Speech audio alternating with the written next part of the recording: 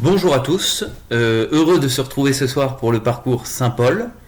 Donc nous allons voir aujourd'hui trois textes, le livre des Proverbes et ensuite deux épîtres de Saint-Paul, l'épître à Tite et l'épître à Philémon, qui sont vraiment les tout courts, donc ils vont nous prendre beaucoup moins de temps. Donc on s'attaque tout de suite aux gros morceaux. J'espère que vous allez bien et que vous êtes en forme pour cette lecture du livre des Proverbes.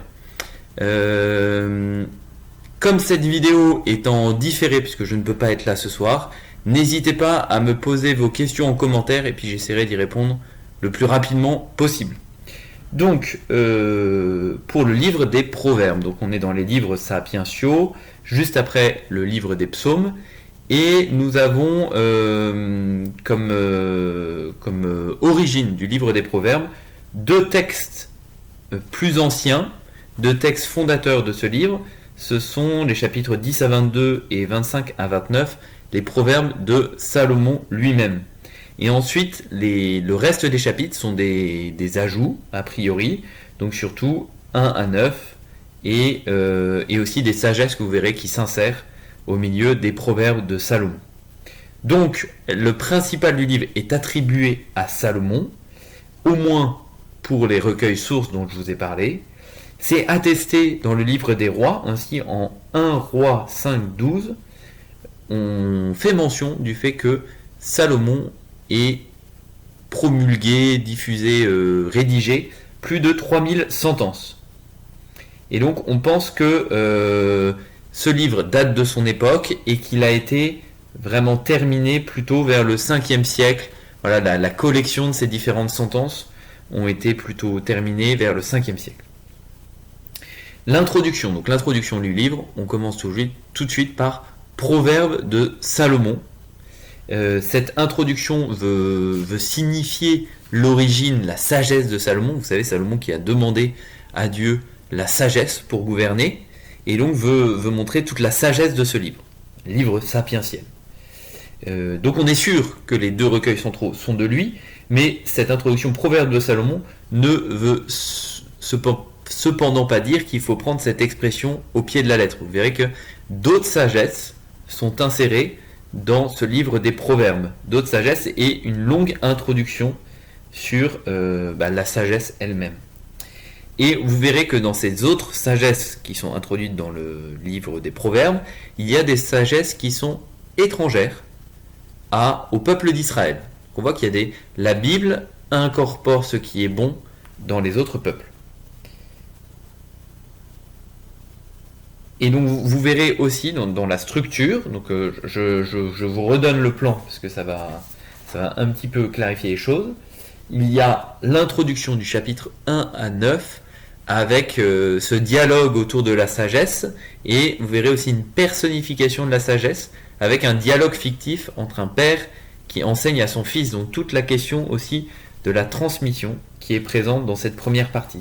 Ensuite, on a un premier recueil des Proverbes de Salomon du chapitre 10 au chapitre 22.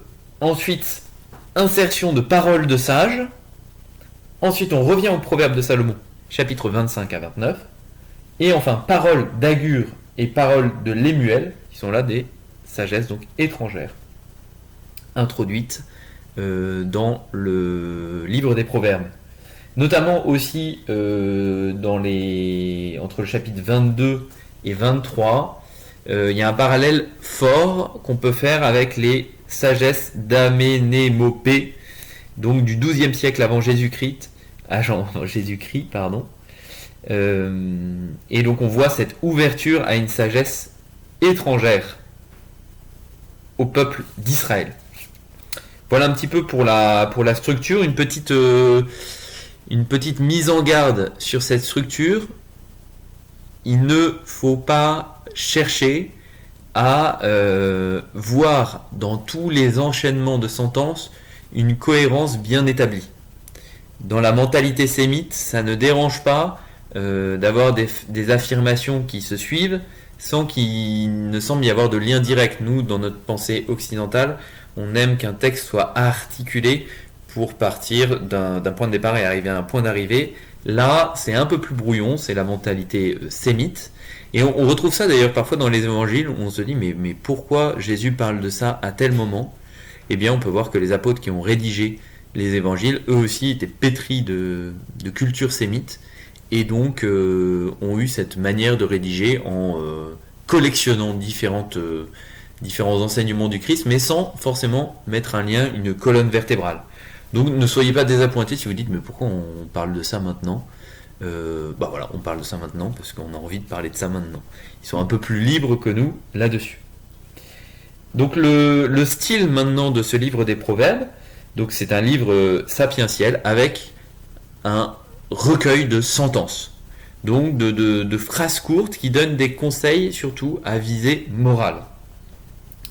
Ce qu'on peut noter dans ce style, c'est l'apparition d'un procédé qui est la personnification, et en l'occurrence personnification de la sagesse. Donc on voit que la sagesse prend des traits humains, elle nous parle, elle se dirige, elle marche, etc. Elle a plein de caractéristiques qui sont humaines. Et donc on peut voir dans cette personnification de la sagesse une annonce du Christ qui est la sagesse, le Verbe de Dieu incarné. On voit aussi cette annonce du Christ à travers notamment dans l'introduction, ce dialogue initial donc qui est postérieur, comme je l'avais dit, ça ne fait pas partie des recueils des proverbes de Salomon, donc qui est postérieur. Il y a une relation de père à fils, un père qui enseigne son fils et qui lui transmet son savoir. Et dans ce procédé de relations fictives entre père et fils, on peut aussi voir une préfiguration plus ou moins explicite de la venue du Christ, le Fils, qui nous enseigne aussi ce que le Père veut nous dire. Et donc, sur ce style, on est vraiment sur une théologie pratique, une théologie qui a pour but de nous donner des conseils pour entrer dans une vie vertueuse, c'est-à-dire vraiment libre, d'être vraiment libre et sainte. Et le principe qui est à la source de toute cette sagesse, c'est, vous le verrez, ça revient souvent, la crainte du Seigneur. La crainte du Seigneur. Alors comme d'habitude, j'aime bien vous donner quelques clés de lecture. Elles ne sont pas du tout exhaustives, elles ne sont pas du tout uniques, mais ces clés de lecture peuvent vous donner un angle d'attaque qui vous aidera peut-être à ce que le texte soit moins aride, ou alors à ce qu'il porte plus de fruits, tout simplement. Alors, comme premier clé de lecture, c'est une clé de lecture, ça c'est juste pour vous aider à ne pas vous décourager, c'est que il faut partir avec ça bien en tête que ce livre peut être un petit peu dur à lire, surtout si on le lit d'un coup en continu. Pourquoi? Parce que ce n'est pas un récit. Il n'y a pas d'histoire qui nous est racontée, c'est un recueil de sentences, et si vous voulez un recueil de sentences, c'est un petit peu comme un code de vie morale. Le but c'est pas de tout lire pour apprendre une histoire, mais c'est de faire son miel des différentes sentences qui nous sont données. Donc de s'arrêter, de s'arrêter sur celles qui nous parlent, celles qui nous questionnent, etc. Mais c'est pas de lire un récit comme on lirait un roman, comme tous les livres historiques que vous avez déjà lus et qui sont sûrement plus faciles d'abord. Alors, seconde clé de lecture que l'on peut avoir, c'est en quoi les proverbes annoncent la morale, l'enseignement du Nouveau Testament et en particulier du Christ. En quoi on peut voir dans l'enseignement des proverbes plein de préfigurations de l'enseignement du Christ. Ça peut être intéressant de se dire, tiens, dans l'Ancien Testament, ça y est déjà, ce que le Christ nous dit, ça y est déjà, ça y est un petit peu, ou alors, tiens, le Christ a vraiment franchi une marche, il a accompli, il va beaucoup plus loin que ce que disaient les proverbes. Donc ça peut être une première clé de lecture intéressante dans ce livre des proverbes. Ensuite, on en a déjà parlé, mais c'est, à mon avis, on peut largement l'approfondir, c'est comment ce livre peut être une préfiguration du Christ. En quoi ce qui nous est raconté dans ce livre, cette présence de la sagesse, cette personnification de la sagesse, est vraiment une annonce du Christ. Quel trait je retrouve du Christ dans cette annonce de la sagesse. Et puis ensuite, donc ça rejoint un petit peu la première clé de lecture, je vous ai dit, sur le fait que c'est pas un récit et que c'est fait plutôt pour en faire son miel. Je vous propose de ne pas hésiter à vous faire un petit recueil raccourci des proverbes qui vous ont touché, des sentences qui vous ont marqué, et d'en faire un petit peu votre miel pour que vous puissiez prier après avec ces proverbes. La parole de Dieu, elle est vraiment là pour être ruminée, pour être approfondie. Il y a le sens littéral qu'a voulu donner l'auteur, mais il y a aussi le fait que c'est l'Esprit Saint, l'auteur principal de la parole de Dieu, et que du coup, elle est jamais épuisée, cette parole de Dieu. Et elle est capable de nous transformer. Et du coup, de garder les proverbes qui nous ont touchés, ben voilà, ça peut être 10, 20 proverbes, ça peut beaucoup nous aider dans notre relation avec le Seigneur, et ça peut nous aider aussi dans la prière à ne pas être aride ou ne plus savoir quoi dire ou comment écouter le Seigneur. Ces proverbes peuvent vous aider à avancer dans la prière. Donc voilà un petit peu pour les 4 clés de lecture. Donc ce n'est pas un récit, donc c'est pas évident à lire. En quoi la morale qui est enseignée annonce la morale que nous enseignera le Christ, et quelles sont les différences. En quoi la personnification de la sagesse, tout ce livre de la sagesse annonce-t-il la personne du Christ, c'est différent de la morale qu'enseigne le Christ. Et enfin, faire son miel de ces proverbes en notant quelques-uns que l'on peut avoir dans sa poche, dans son sac à main, etc.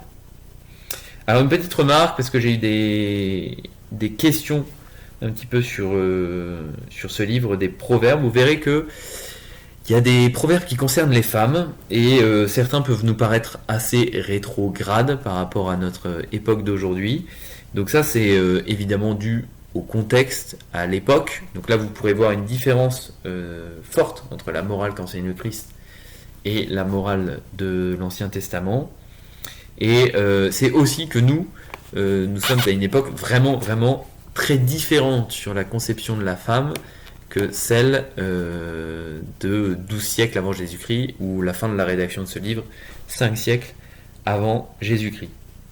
Ensuite, autre petite remarque qu'on m'a faite et question qu'on m'a posée, et qui est juste, c'est que vous verrez, c'est un livre, le livre des proverbes, qui peut paraître purement humain. Il y a une sentence sur 7 qui concerne directement Dieu dans ce livre. Donc c'est vraiment quelque chose de pratico-pratique, et on pourrait dire, mais en fait c'est pas une sagesse, c'est pas un écrit divin, on parle presque pas de Dieu, c'est plus un écrit humain, un livre de morale, quoi. Et alors là, je vous invite à faire attention à ne pas séparer. Dieu n'est pas absent de notre vie morale, et c'est pas parce qu'on parle de choses qui sont purement humaines que Dieu n'est pas présent.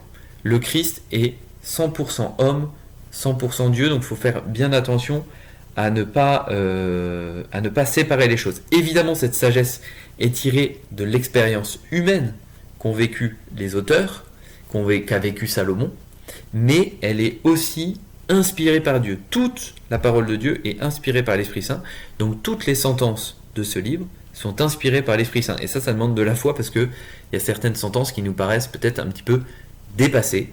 Mais là aussi, il faut prendre en compte le contexte. Il faut prendre en compte que la révélation est progressive, et que donc ce que l'Esprit Saint a enseigné à une époque correspondait aux personnes de cette époque-là et était bon pour eux.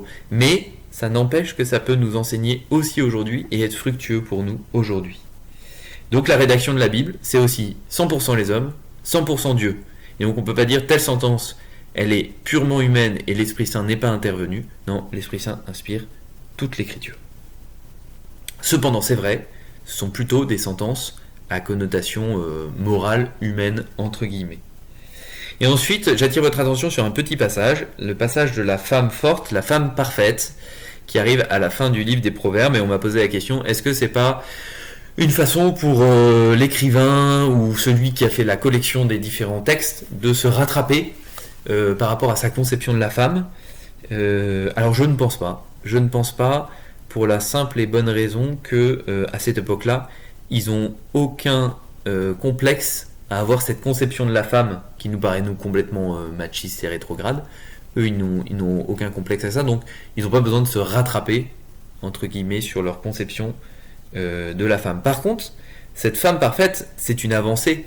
Déjà de parler de la femme en termes positifs, élogieux, et de la considérer, en fait, d'avoir une considération pour la femme, c'est une avancée.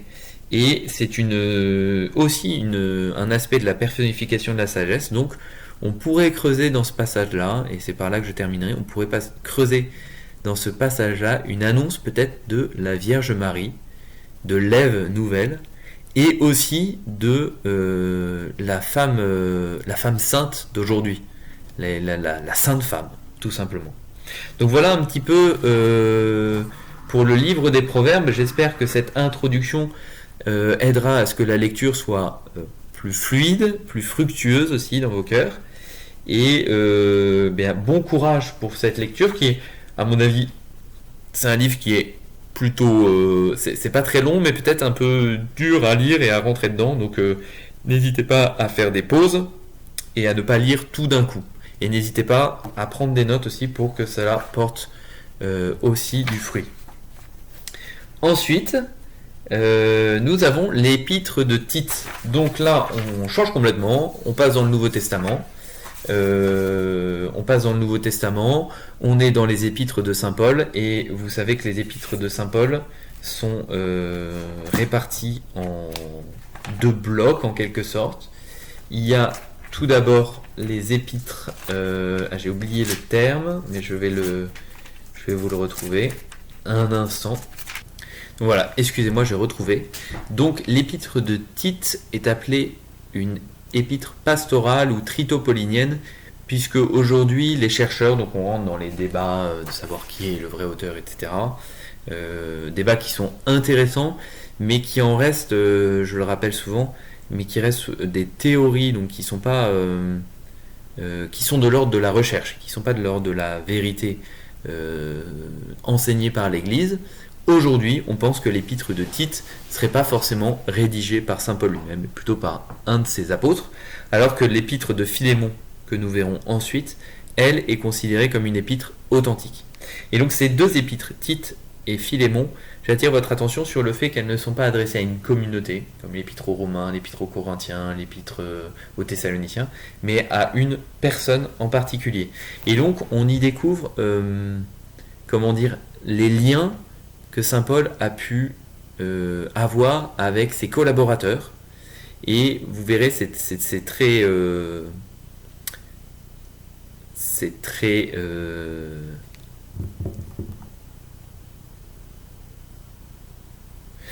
très marquant le lien fort que saint Paul a avec ses collaborateurs. Et nous verrons aussi comment il exerce un petit peu sa charge pastorale. À mon avis, c'est l'axe de lecture le plus intéressant de ces deux épîtres. Donc ces deux épîtres, l'épître à Tite, à mon avis, il vous faut moins de 10 minutes pour la lire. Et puis l'épître à Philémon, à mon avis, moins de 5 minutes. Donc ça va être très rapide.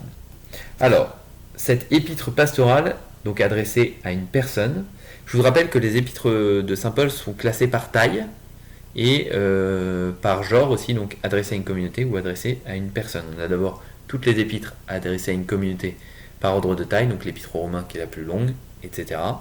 Et ensuite, la même chose pour les épîtres adressées à des personnes. Et l'épître à Philémon suit la première et la deuxième à Timothée, donc c'est une épître très courte, et celle à Tite, donc c'est une épître très courte, et celle à Philémon qui vient encore après et encore plus courte que celle à Tite. Et donc cette épître est principalement d'ordre moral. Il n'enseigne pas des choses divines sur le Christ, mais il enseigne plutôt une conduite morale. C'est un ensemble de recommandations. 3 petits points que j'ai relevés et qui peuvent être intéressants. Il n'y a pas vraiment je passe sur la structure, puisque c'est tellement courte que finalement c'est vraiment des lettres telles qu'on écrit ou on donne des nouvelles. C'est vraiment des lettres rapides de recommandation. Il n'y a pas vraiment de structure à proprement parler, et les titres que vous aurez dans vos Bibles suffisent largement pour la structure. Mais des petites choses que l'on peut noter, c'est d'abord au tout début, dans l'épître à Tite, il est fait mention des prêtres et des évêques et de la manière dont on doit les mettre en place et les choisir. Donc on voit que dès le début de l'Église, dès le début de l'ère apostolique, donc juste après le Christ, il y a ce souci d'évangéliser bien sûr, mais que cette évangélisation repose sur une structure voulue par Dieu, qu'est l'Église, et dont certains membres sont appelés à se consacrer plus particulièrement, les prêtres et les évêques. Et on voit que la principale chose qui est demandée, c'est leur qualité morale. On n'a pas des qualités d'enseignement, on n'a pas de la renommée, mais des qualités morales, ou une renommée morale. Et on voit, ça peut être marquant, vous verrez qu'il n'est pas question du célibat, et au contraire, on dit que le prêtre doit être mari d'une seule femme. Alors, en découvrant ça, je me suis dit que j'aurais mieux aimé être prêtre à cette époque. Non, je plaisante. Je plaisante, surtout un mois de l'ordination, je pense qu'il ne faut pas trop raisonner comme ça. Mais cette absence du célibat, justement, elle est un petit peu à voir dans l'ensemble de l'écriture. Vous savez qu'on doit toujours interpréter l'écriture par rapport à tous les autres textes de l'écriture. Et on voit qu'à d'autres moments, saint Paul nous dit « Ceux qui sont célibataires, je leur conseille de rester célibataires. » Et là, il y a le choix de prêtre qui est fait, mais on voit bien qu'on est au tout début de l'Église, où il n'y a pas encore des écoles de formation, des séminaires, ce qui explique aussi qu'on ait recours facilement à des hommes mariés. Et c'est petit à petit que l'Église, en désenveloppant la révélation, etc., va se rendre compte qu'il est profitable que les prêtres soient des hommes célibataires. Mais vous savez que c'est une règle de discipline et non pas de foi. Et donc, dans certaines églises d'autres rites, il y a des prêtres qui sont mariés, des églises catholiques. Et donc, ce qui est intéressant aussi, je l'ai déjà dit un petit peu dans cette introduction, c'est la structuration de l'Église, et on voit un début de transition, que les apôtres ont pensé à la transition après eux, donc la mise en place d'une structure, et donc la transition entre l'ère apostolique des apôtres qui ont connu le Christ, et puis l'ère post-apostolique. Il y a aussi un thème central, c'est la lutte contre les faux docteurs, donc ce souci qu'a saint Paul de vouloir garder la doctrine intacte, et donc de choisir des hommes qui soient intègres et dont on soit sûr de leur doctrine et capables de réfuter les faux docteurs. Et on voit qu'il y a une lutte qui s'instaure beaucoup avec les juifs. On est vraiment juste au début de la séparation de ces deux peuples quant à la doctrine, et on voit bien que les fidèles, qui souvent étaient d'anciens juifs, eh bien pouvaient, en plus comme ils se rassemblaient, enfin la synagogue était un lieu de croisement entre les nouveaux chrétiens et les juifs, eh bien il pouvait y avoir des enseignements contradictoires et des luttes à ce niveau-là, et donc c'est relaté dans cette épître. Et troisième chose qui est aussi intéressante et que j'ai relevée, c'est l'exhortation à être soumis aux autorités. Alors pourquoi c'est intéressant ? C'est intéressant en particulier dans le contexte actuel. Vous vous souvenez de la phrase du Christ, rendre à César ce qui est à César et rendre à Dieu ce qui est à Dieu. Donc jusqu'où va la soumission aux autorités terrestres, aux autorités humaines ? Eh bien, ce que nous enseigne l'Église aujourd'hui, et donc qui est déjà présent, vous savez que tout l'enseignement de l'Église est tiré de l'Écriture et de la tradition, donc qui est déjà présent ici dans l'Écriture, c'est qu'on obéit jusqu'à ce que la foi et les mœurs ne soient pas en jeu. Et pourquoi j'en parle ? Parce que ça a été une question dans cette crise du coronavirus, une question de se dire jusqu'où l'Église doit obéir. Est-ce que c'est juste ce qui nous est demandé? Est-ce que ça n'atteint pas la foi et les mœurs? Est-ce que le fait de ne plus avoir de culte n'atteint pas la foi des personnes? Et on voit qu'il y a pas mal de personnes qui ont été ébranlées dans leur foi pendant cette crise.